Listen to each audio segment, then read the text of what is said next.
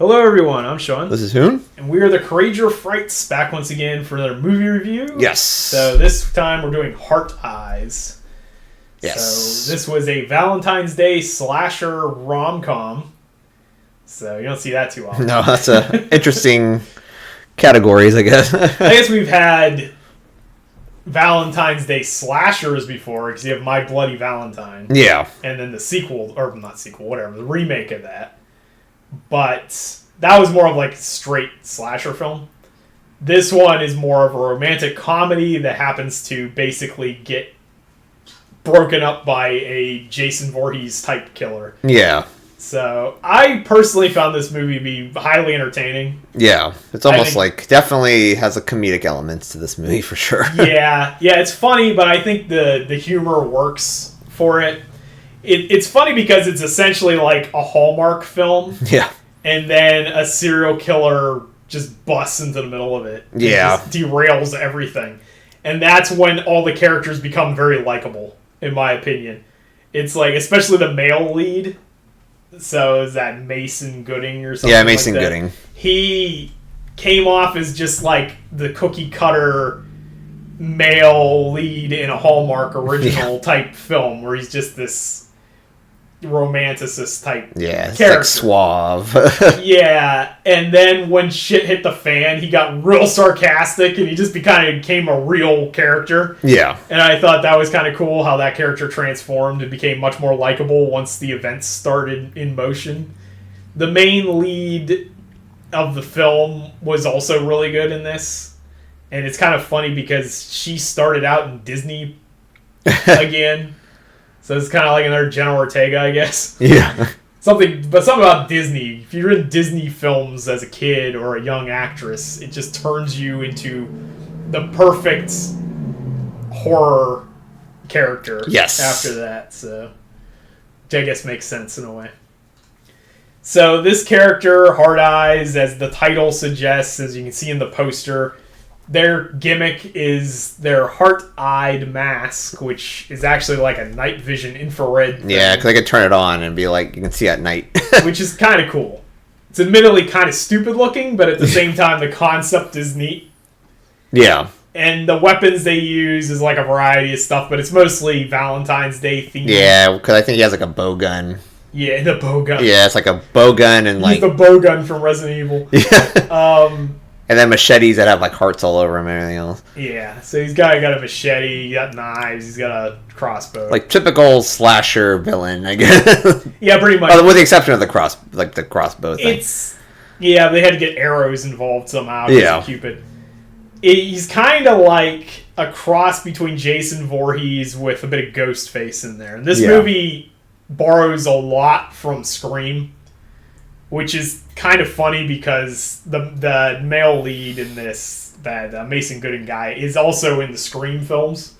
Yeah. So he's kind of made a name for himself in slashers, basically. Yeah, it'd be like, what is that? The new terms, I guess. The Scream King, I guess. Scream King, yeah. A newer version of it, I guess. Yeah. So he's actually the horror guy, I guess, out of this. Although a number of other actors in this film have been also in horror films as well.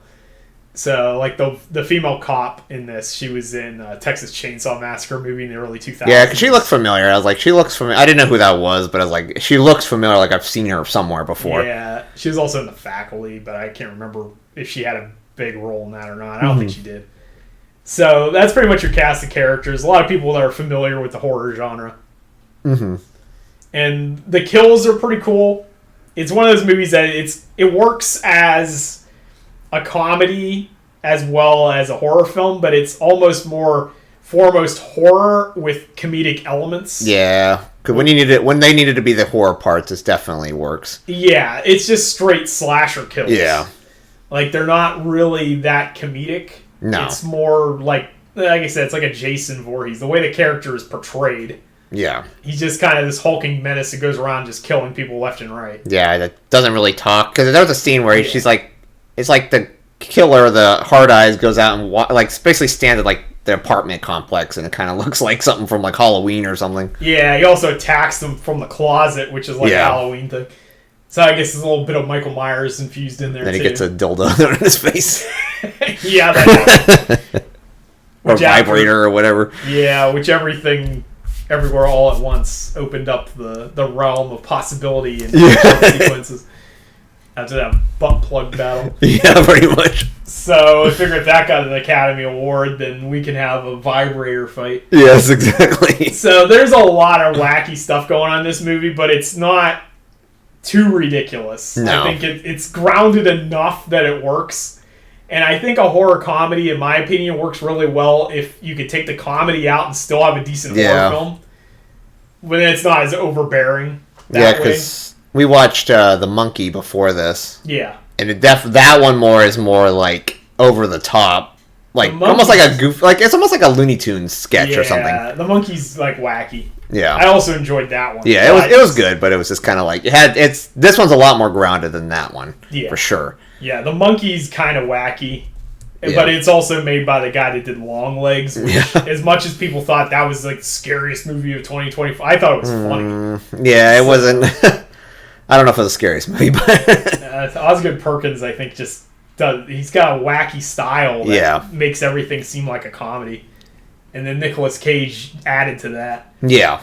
So in this film, the comedy is balanced well with the horror. Mm-hmm. So it is a very funny film, but it's also a very gory film. It doesn't quite get to the levels of Thanksgiving gore, but I think this borrowed some stuff from Thanksgiving as well. Yeah. I know this movie would definitely, like...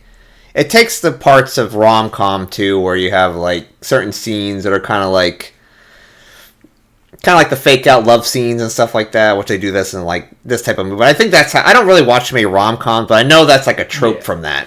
Yeah. Well, I'm pretty sure. It's structurally a rom-com. Yeah. But it's also structurally a slasher. Yeah. So it kind of blends these two genres that are seemingly completely polar opposites. And it does it pretty well, I think. It did do a decent job of that. And the one thing I wanted to point out, though, is that now we're starting to get a new age of iconic slasher villains again. And it's almost like Michael Myers is still a thing. Mm-hmm. Ghostface is still a thing. But with all the legal issues with Jason and Freddy, it's almost like if those studios can't resolve those legal issues, those characters are going to kind of fall into obscurity at a certain point. Because you have Art the Clown, which is a big popular one nowadays. It's hugely popular now. I guess they tried to do Chucky a little bit, but I don't know. That didn't do too well in theaters, so I don't know how if they're going to continue to do that. Well, they had the Chucky TV show that went on for 3 seasons, so that's still somewhat happening. But then you also have Megan. Yeah, Megan is like the new Chucky. Yeah. Kind of, I guess. Kind of. Kind of. It's like... I'm not saying so much that the 80s, there's no room for the 80s characters. It's just, if you don't keep them fresh, people are going to be like, we don't need Jason anymore. We got Hard Eyes or whatever. It's going to get to a point where, especially if you look at the younger generation, they're not going to think of Jason Voorhees anymore. Yeah. They're going to think of Hard Eyes or Art the Clown or whatever. John Carver. John Carver. They'd be like, those are all slasher villains that are more modern. Yeah. Because I think they came out within the last, and even Megan. Well, they're all within the last 5 years. Yeah, that's been within the last 5 years. That's a lot of slashers, and we haven't seen a Freddy or even a Jason sighting anywhere. They're nowhere to be seen. Yeah. Because of legal issues. Yeah. So, it's funny, though, because it's like this resurgence of 80s stuff is now moved beyond copying, just doing 80s stuff, and has now become a new era of film where we have a whole new roster of slashers coming out. So it's kind of interesting because we're getting that, and then as we're continuing Scream and Halloween and that sort of thing. Halloween's kind of on hiatus. Halloween, I think the last couple Halloween movies, which I didn't see them, but from what I've heard, they aren't the best. Evil Dies Tonight. Evil Dies Tonight. I remember, like, they always see the memes and stuff for them, which is normally not a good sign for your movie. No, but Bills wasn't that great. Ends was even worse. You can get a knife, and then it teaches you how to stab with a knife. It's like Michael teaches you how to stab with the pointy end of the knife. And then even Exorcist to an extent. Oh, that sucked. They even had to change a director. That's how bad it was. Yeah, they had to scrap the whole thing. Yeah, it wasn't so even like a change of director. I mean, Mike Flanagan's Exorcist is not connected at all with the previous one, which was again the guy from Halloween. So going forward, I think we're going to get a lot more of these type of films. They're all doing very well at the box office. I think this movie made double its budget. Yeah, because an $18 million budget, which this is a Wikipedia article I'm looking at here. It's saying it made $31 million in the box office, which that's double. Pretty much that's double. About where The Monkey is, too. It's like $30 million, I think, on a $10 million budget. That's definitely success. So that's like triple. Yeah. So these all do really well. I don't think this is ever going to stop. No. Because people are like, well, not real people, but Variety and Deadline and stuff are all talking about how the bubble of horror is going to end. And I like how they made that article right before Terrifier came out.